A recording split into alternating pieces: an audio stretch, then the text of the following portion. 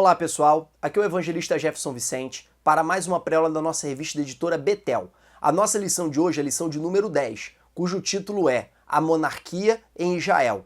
Na nossa lição de hoje nós vamos estudar no primeiro tópico acerca do livro dos Juízes, só que numa breve retrospectiva da aula anterior, muito rápida. No nosso tópico 2, nós vamos estudar acerca do reino unificado e no nosso tópico 3, nós vamos estudar acerca do reino dividido. Então agora, nesse nosso tópico 1, nós vamos relembrar algumas instituições do período dos juízes que são fundamentais para nós compreendermos os períodos anteriores. Como eu disse para vocês na aula passada, quando Deus, lá no livro de Êxodo, avisou para o povo de Israel que daria a terra da promessa para eles, Deus deixou muito claro que não expulsaria de uma vez por todas, de uma vez só, todos os habitantes da terra, para que a terra não ficasse deserta e as feras do campo se voltassem contra os filhos de Israel.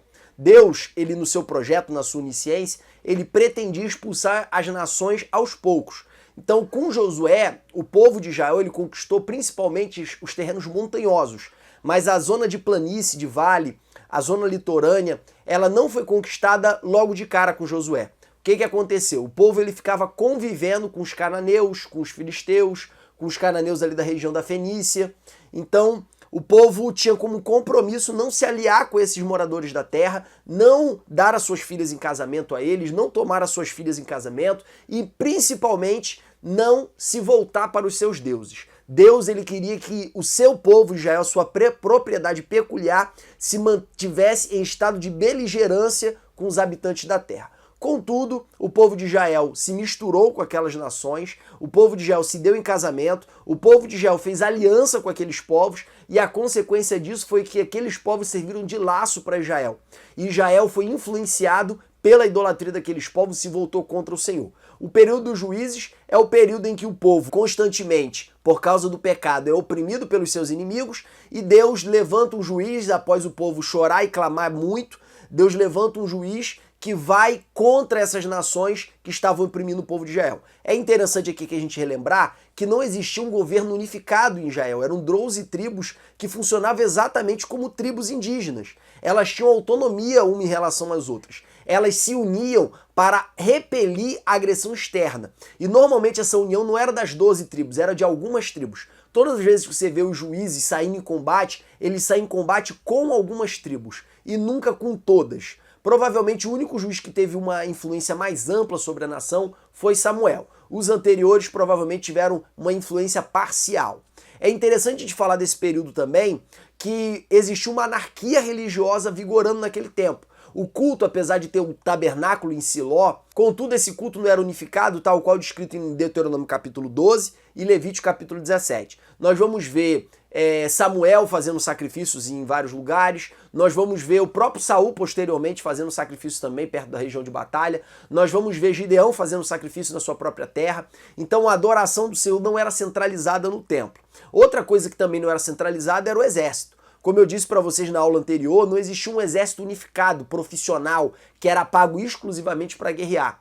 As guerras elas eram feitas de maneira um pouco improvisada. Apesar de aparentemente ter uma certa organização, essa organização não era de um exército profissional. Vamos dar um exemplo. As pessoas estavam lá trabalhando no seu campo com a sua enxada, quando de repente alguém gritava que tinha uma agressão estrangeira, havia uma convocação das tribos e o camarada largava a sua enxada, pegava na sua espada e ia para a guerra. Então não existia uma profissionalização do exército, como também não existia uma profissionalização de uma burocracia estatal. Não existia uma administração pública que cuidasse das questões públicas de toda a nação. Então era bem tribal mesmo, a administração era bem descentralizada, as batalhas eram bem descentralizadas, a religião era bem descentralizada e disso decorreu várias anomalias do livro de Juízes, como Jefté, que sacrificou a própria filha, como Mica, que consagra um sacerdote para si próprio, como o próprio Samuel, que foi consagrado sacerdote, mas nem da tribo de Levi ele era.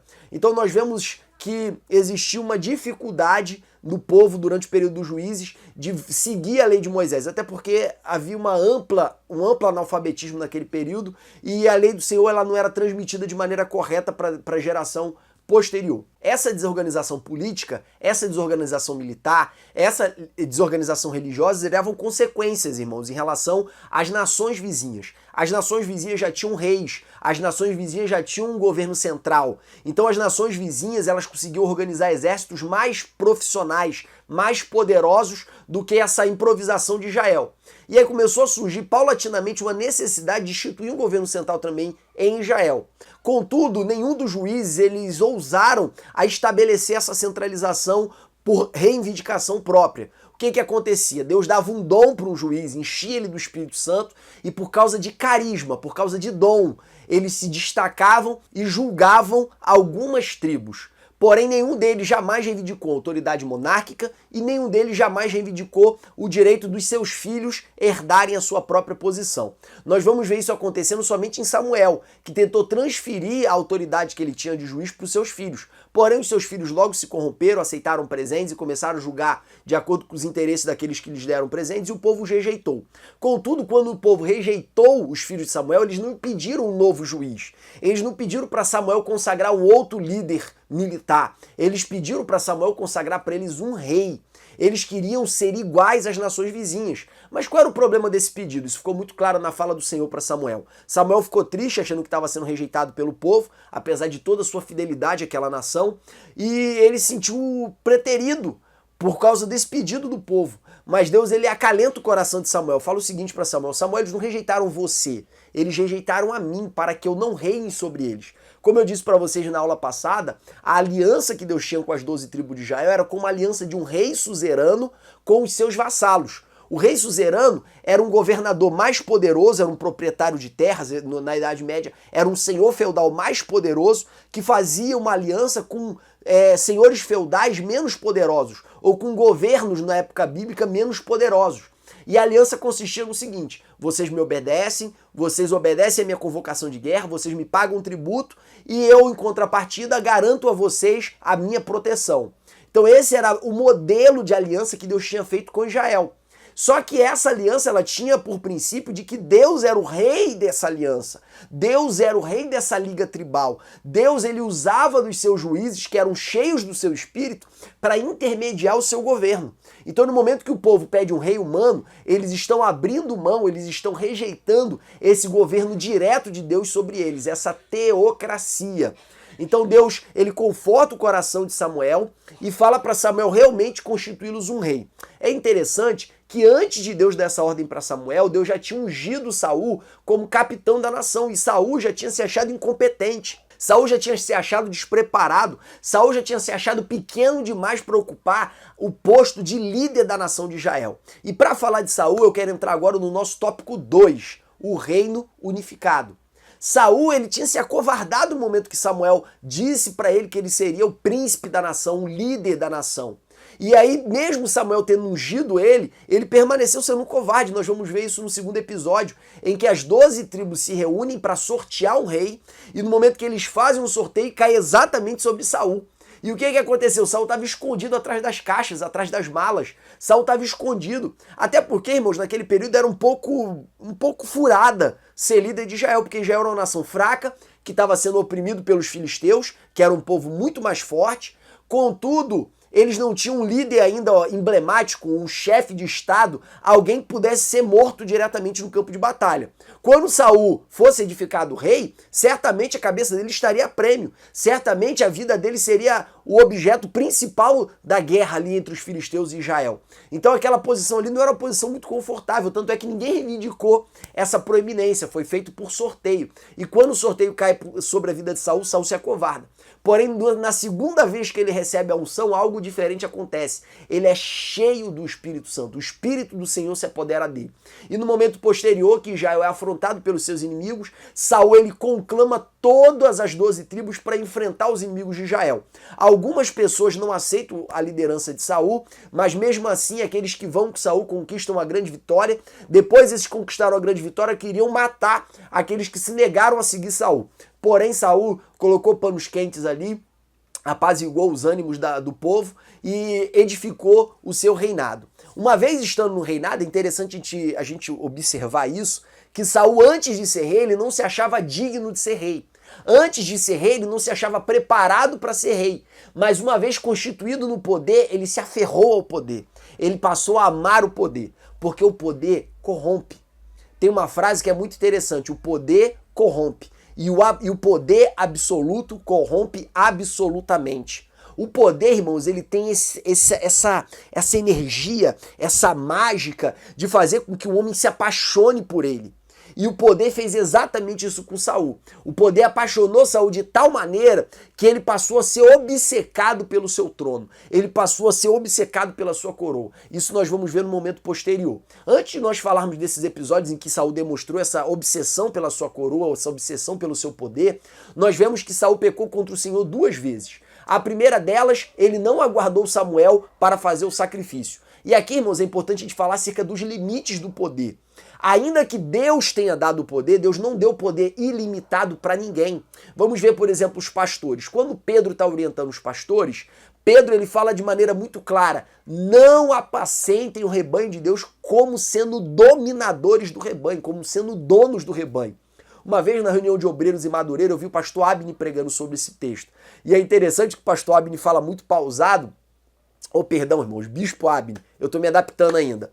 E aí o bispo Abne, ele pregando sobre esse texto, ele disse algo muito interessante para os dirigentes de congregação.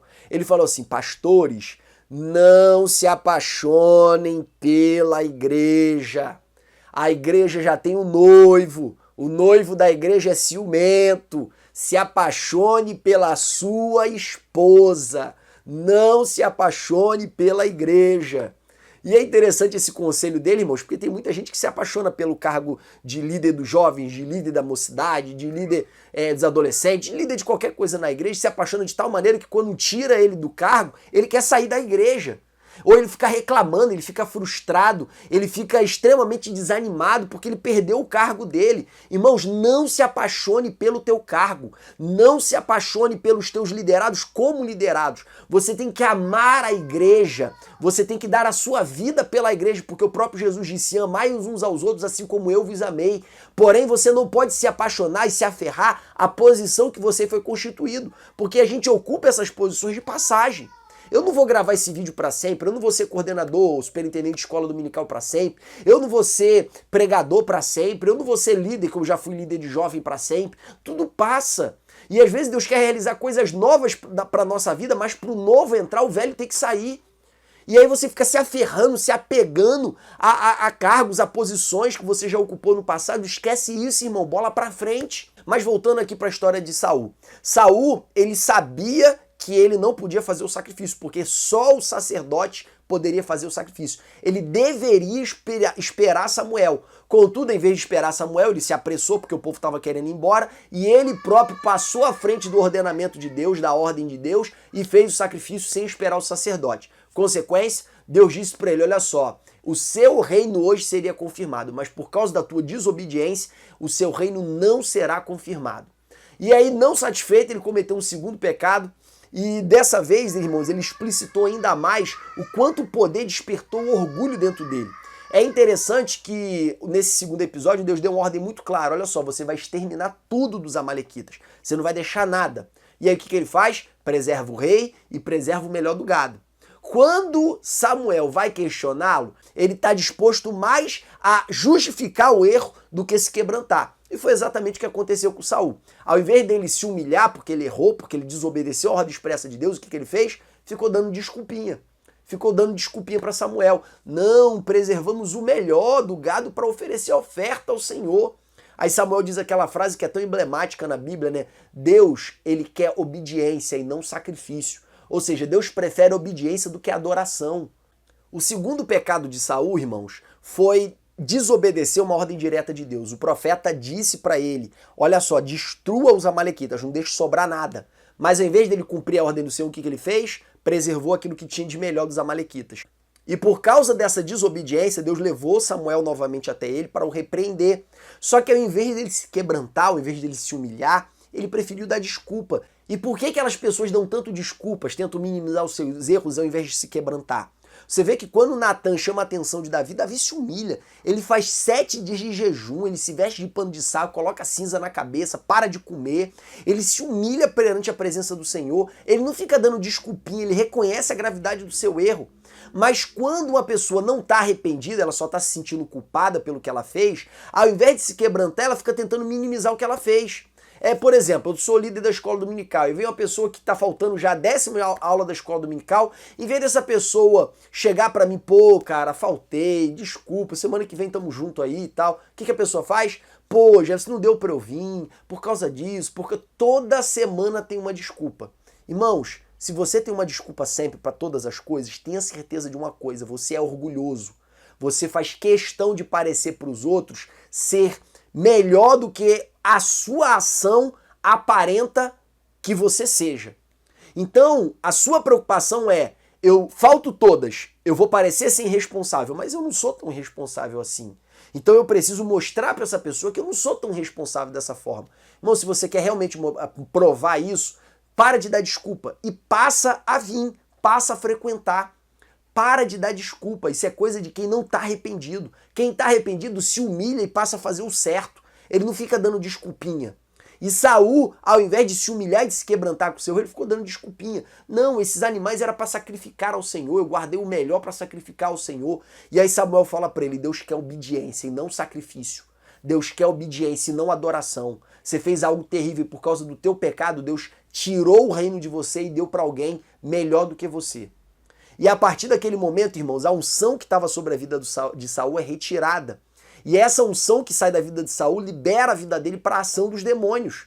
E ele passa a ser atormentado por espíritos maus. E aí o que acontece? Davi é convocado para tocar harpa para Saul, porque no momento que Davi tocava a harpa, Davi tinha tanta unção que no momento que ele tocava a harpa, o espírito mal que estava sobre a vida de Saul saía.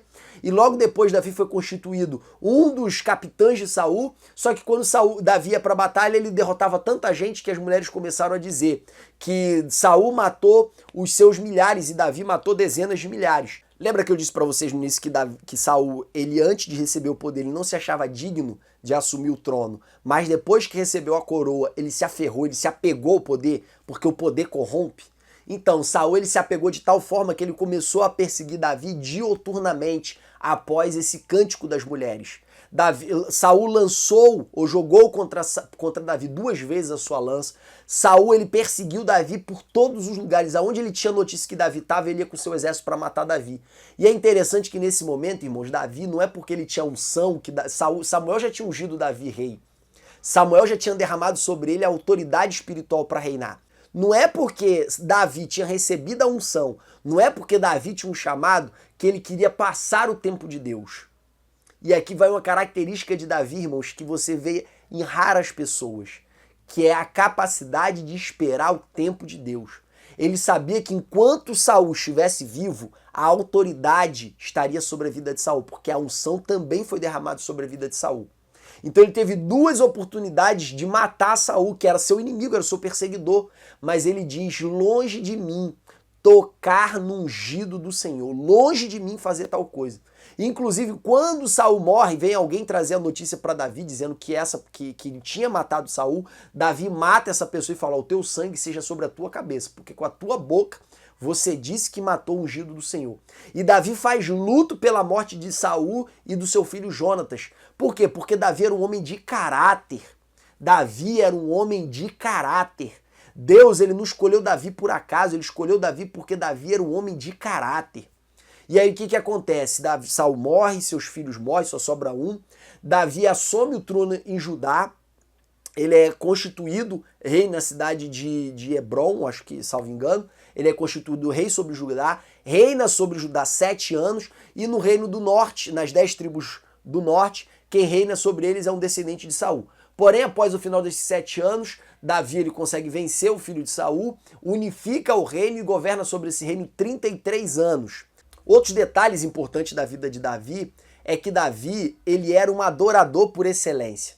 Davi ele escreveu boa parte do livro dos Salmos. Davi fez questão de trazer a Arca do Senhor para Jerusalém, que era a cidade que ele tinha constituído como capital do reino, a partir do momento que ele derrotou os jebuseus e constituiu ali a cidade de Davi, levou a arca para a cidade de Davi. E é interessante que Davi ele tenta levar a arca duas vezes. Na primeira tem o episódio de Uzá, que foi um episódio muito triste para Davi, que causou um choque, mas no momento que a arca vai para a casa de Obed-Edom, Davi ele tem notícia que em 3 meses Deus abençoou a casa de Obed-Edom de tal maneira que Davi não teve dúvida que Deus era um Deus bom. Deus só tinha feito aquilo com Uzá por causa da desobediência acerca do procedimento de conduzir a arca. Deus é santo e ele tem procedimentos a serem seguidos para o homem estar diante da presença dele. E aí o que Davi faz? Ele pega a lei, vê o que estava escrito na lei, é para carregar no ombro, então vão carregar agora no ombro. E a cada 6 passos ele fazia um sacrifício ao Senhor.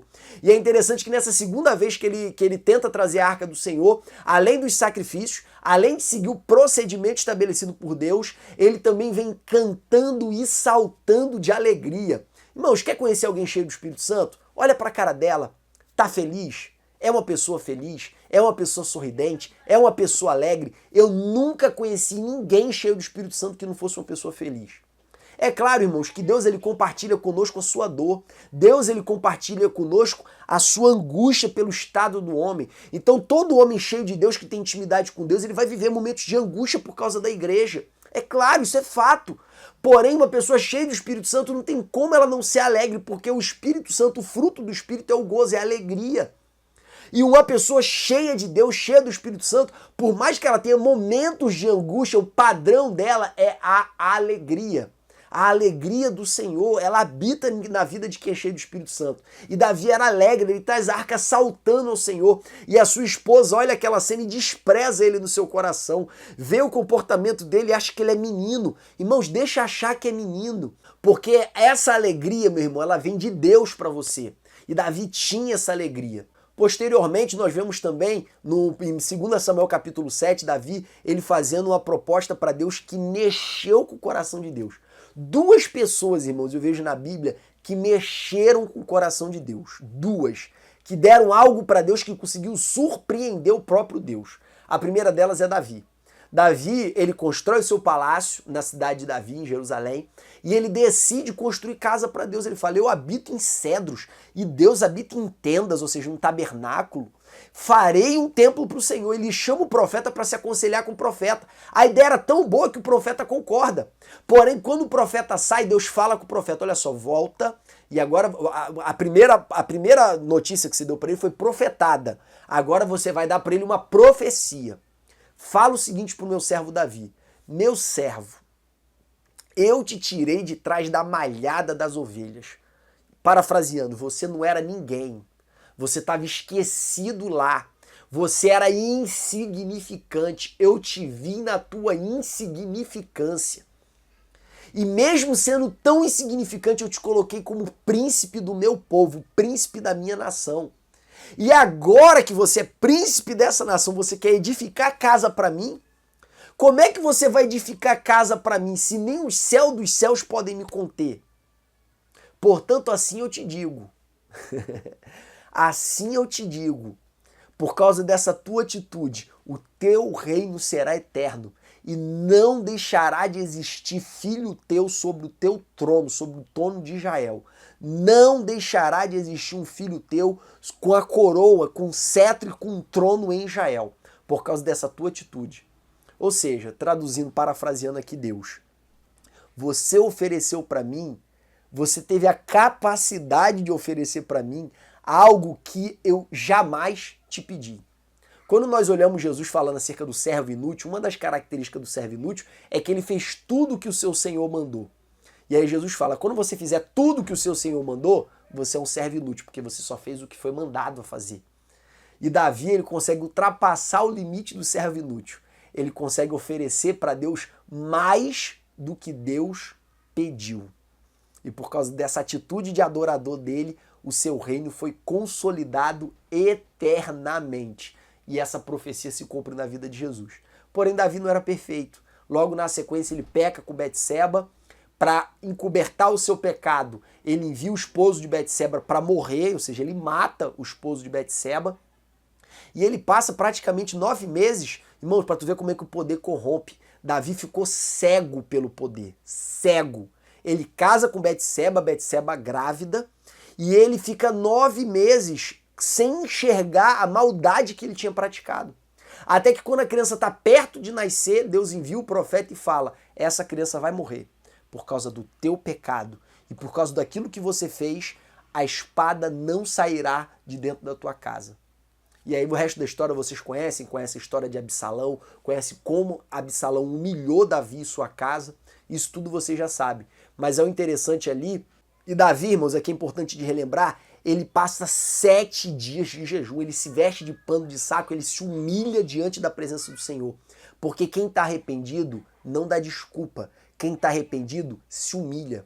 Ele tem um único objetivo: obter o perdão e demonstrar para a pessoa que ele feriu, demonstrar para a pessoa a quem ele errou, que o erro praticado não gerou dor apenas na pessoa que foi ferida, mas gerou dor também em quem praticou.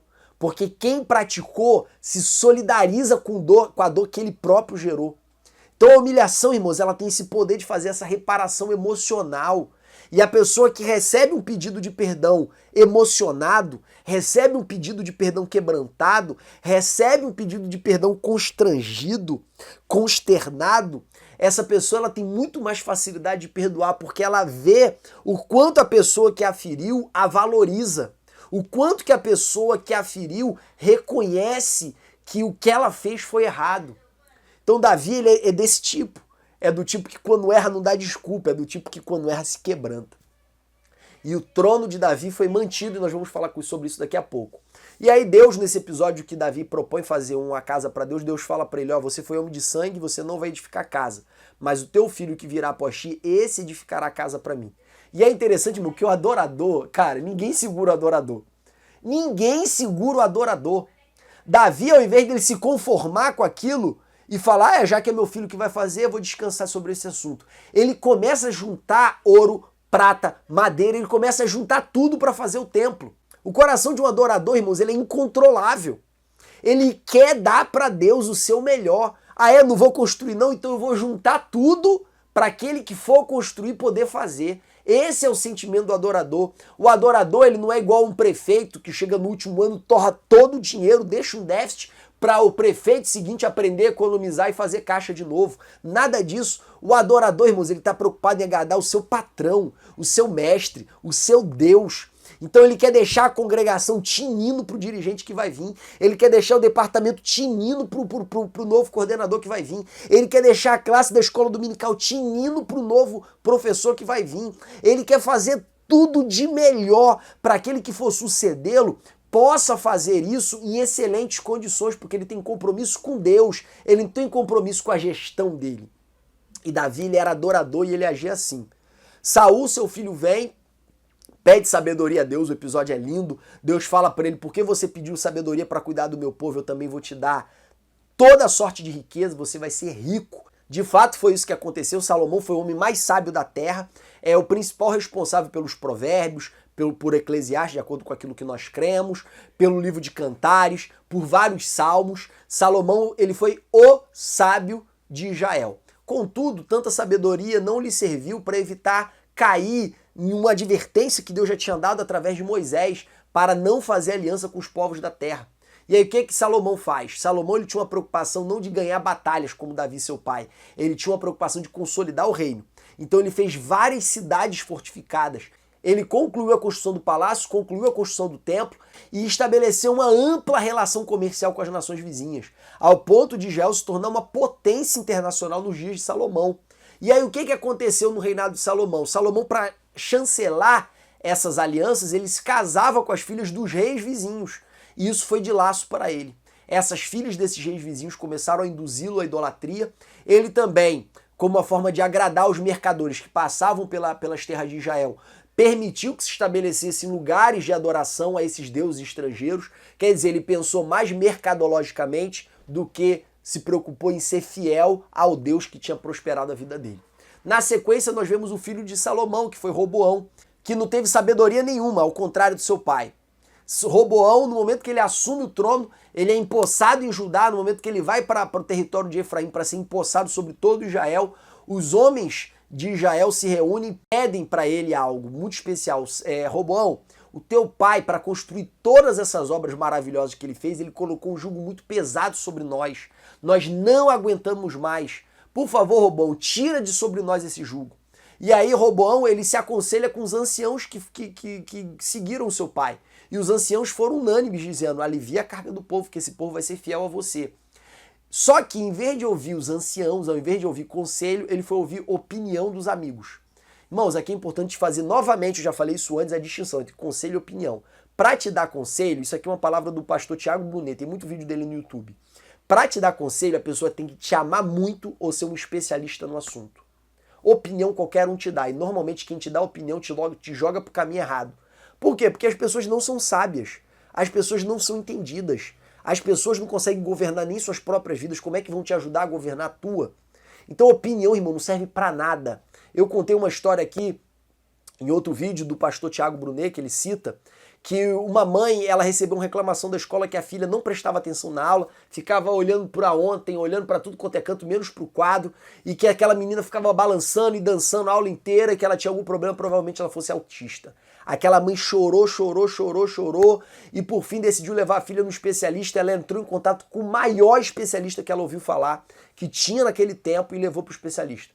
Quando ela levou na sala do especialista, o especialista falou para ela, sai da sala que eu quero conversar com ela sozinho. E aí o especialista começou a conversar com aquela criança e tinha uma janela e a mãe estava vendo ele conversando com a criança do lado de fora. De repente ele viu a criança balançando para lá, balançando para cá, balançando para cá, balançando para lá.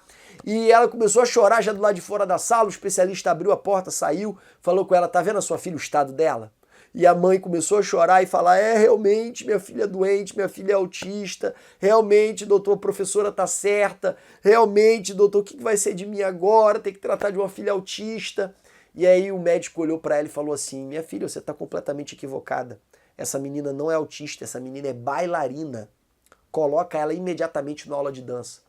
E aquela mãe seguiu aquela orientação e com 20 e poucos anos de idade, aquela menina se tornou bailarina-chefe ou bailarina principal da Broadway.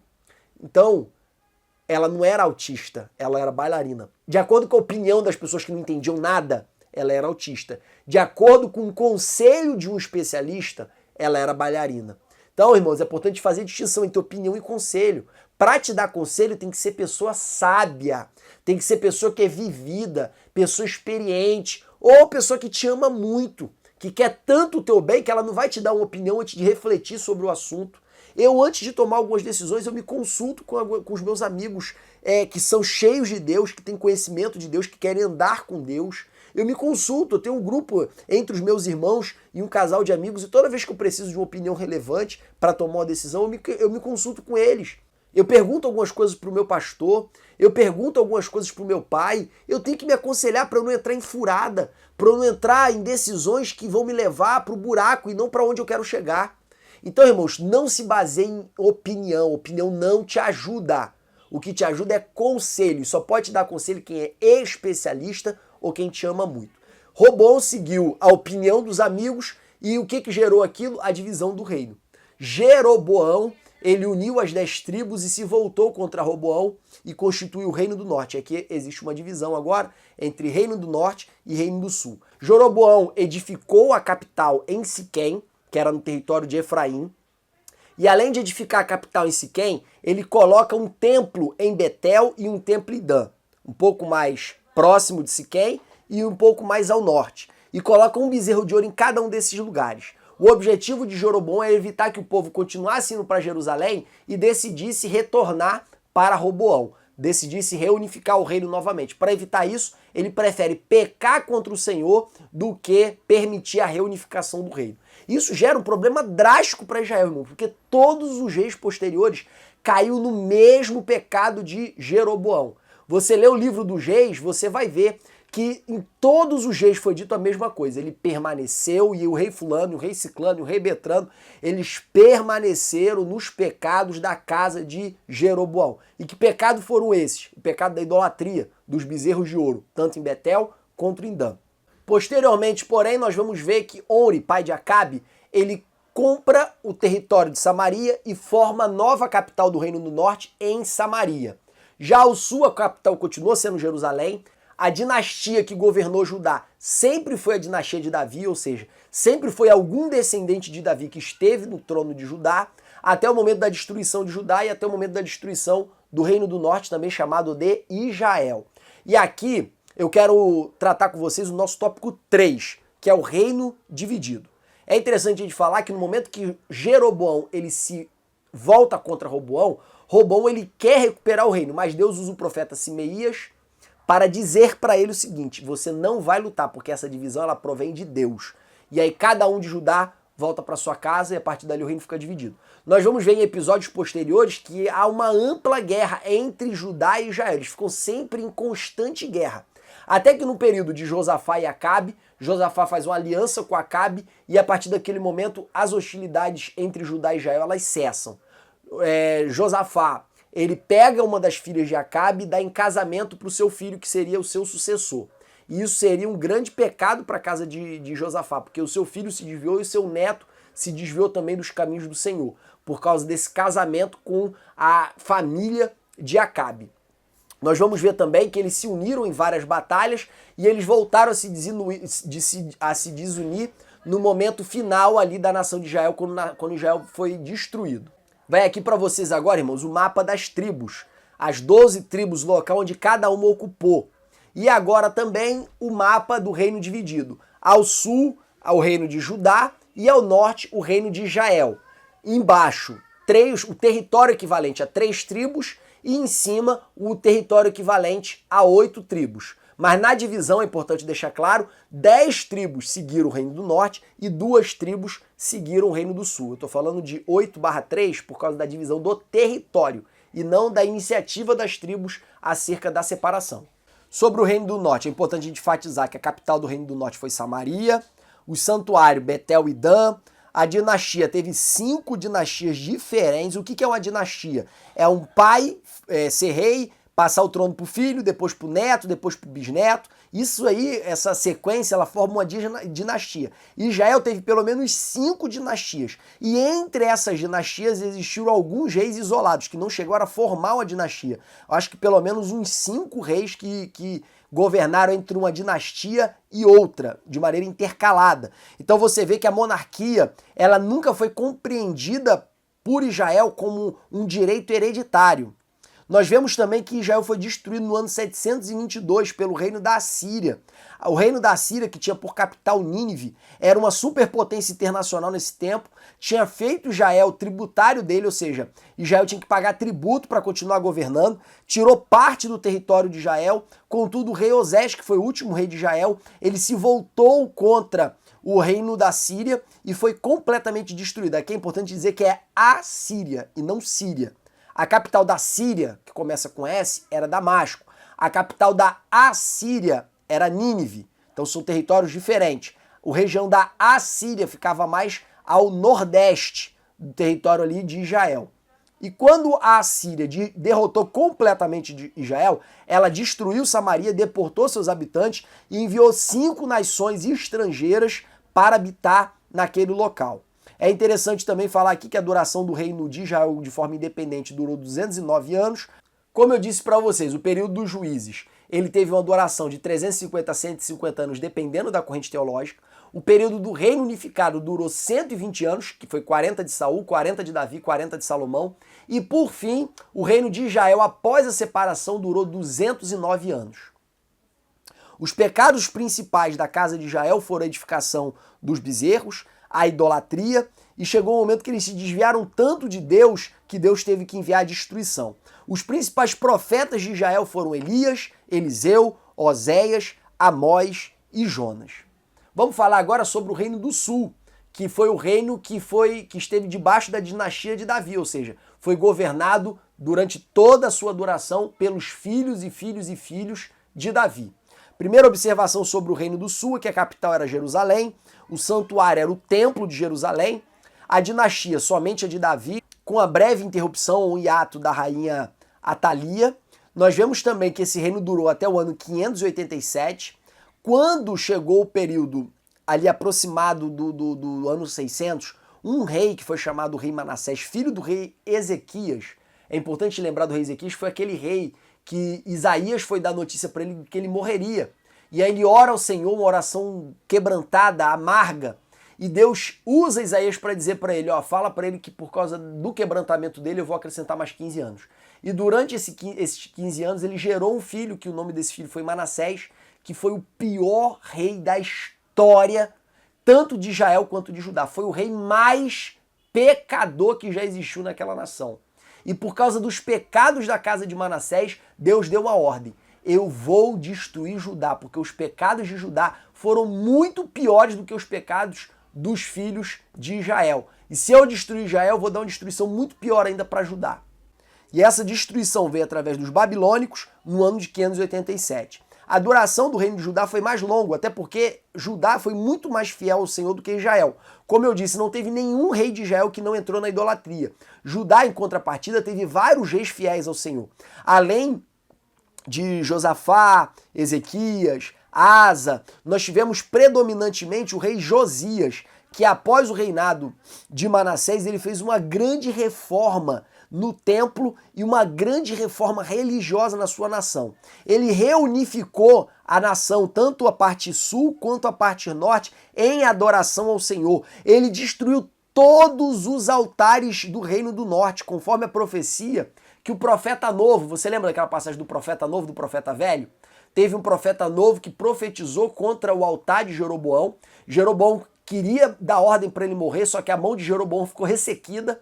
Ele orou para Jeroboão e a mão de Jeroboão voltou ao normal, mas Deus falou para o profeta novo o seguinte, você não volta pelo caminho que você veio, você só vai voltar pelo caminho que eu te disser.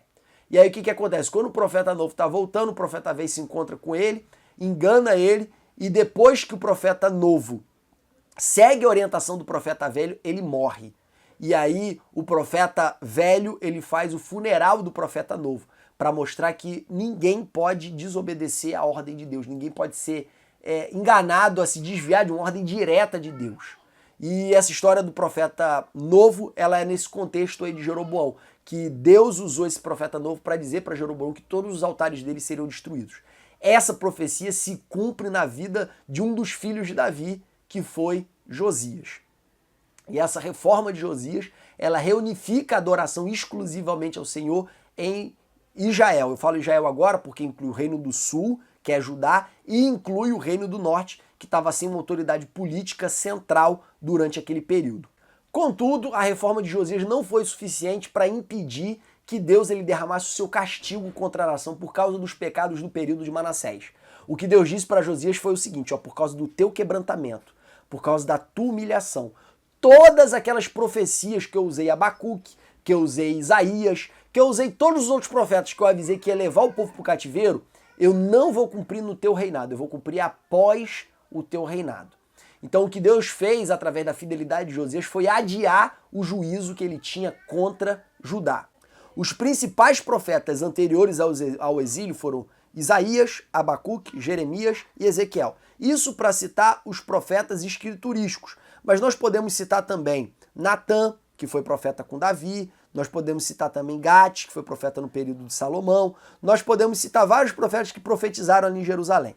E profetas posteriores ao exílio foram Daniel, Ageu, Zacarias, Malaquias. É interessante a gente informar aqui que o desvio de Israel foi tão terrível, foi tão tremendo, que Deus jamais teve um projeto de restauração do reino do norte. O que Deus fez, na verdade, foi restaurar o reino do sul, o reino de Judá. Deus, por causa da fidelidade que ele tinha com a casa de Davi, ele restaura o reino do sul e, utilizando o reino do sul como centro religioso, ele reunifica a nação, que vai ser basicamente a experiência que nós vamos ver na época de Jesus, que são as regiões ali do norte da Galileia, as regiões centrais, elas virem para Jerusalém para adorar o Senhor. E é importante aqui a gente destacar também que Samaria, que foi ocupada por 5 nações estrangeiras, Samaria ela acabou se tornando um local à parte, um local como se fosse renegado pela religião oficial pós-exílica. Tanto foi assim que Samaria ela sempre antagonizou Jerusalém em vários momentos posteriores, como por exemplo, no momento da reedificação dos muros, Neemias ele sofreu uma grave oposição dos samaritanos Nós vemos também, no momento da reedificação do templo, que Esdras e a liderança religiosa proíbem os samaritanos de entrarem dentro do templo por causa da miscigenação, por causa da mistura que eles sofreram após o cativeiro da Assíria. Nós vemos também que no período interbíblico eles se aliaram com vários inimigos de Jerusalém para destruir Jerusalém, para dominar Jerusalém. E por causa dessas celeumas, no período de Jesus, os judeus não se davam com os samaritanos. E é interessante que os samaritanos, ao invés de adotar idolatria e religiões estrangeiras, eles se voltaram para o Senhor. Contudo, eles adotaram uma religião meio que distorcida. Em primeiro lugar, eles só adotavam a Torá como Bíblia, como cânon, e eles renegavam todos os outros livros do Antigo Testamento, todos os outros profetas. Em segundo lugar, eles não reconheciam Jerusalém como local onde Deus estabeleceria o seu nome. Os 5 primeiros livros da Bíblia não diz que Jerusalém seria o local do templo. Eles só dizem que Deus escolheria um lugar para fazer repousar o seu nome. Então eles edificaram um templo ao Senhor no Monte Gerizim. Por isso tem aquela conversa entre Jesus e a mulher samaritana. Os nossos pais dizem que a adoração tem que ser aqui. Vocês dizem que tem que ser em Jerusalém. Qual lugar que nós temos que adorar? Aí Jesus responde para ela, nem aqui nem lá. Vai chegar a hora, e ela já chegou, em que os verdadeiros adoradores não adorarão num lugar específico. Eles adorarão o Pai em espírito e em verdade. Então essa divisão entre Samaria e a Judéia, ela se estabeleceu aí a partir do exílio de Jerusalém. Com base nesse fenômeno da impureza étnica provocada pela ação do governo da Assíria contra Samaria. Concluído agora, irmãos, o conteúdo, que Deus abençoe a sua vida e te dê uma aula abençoada em nome de Jesus. Amém.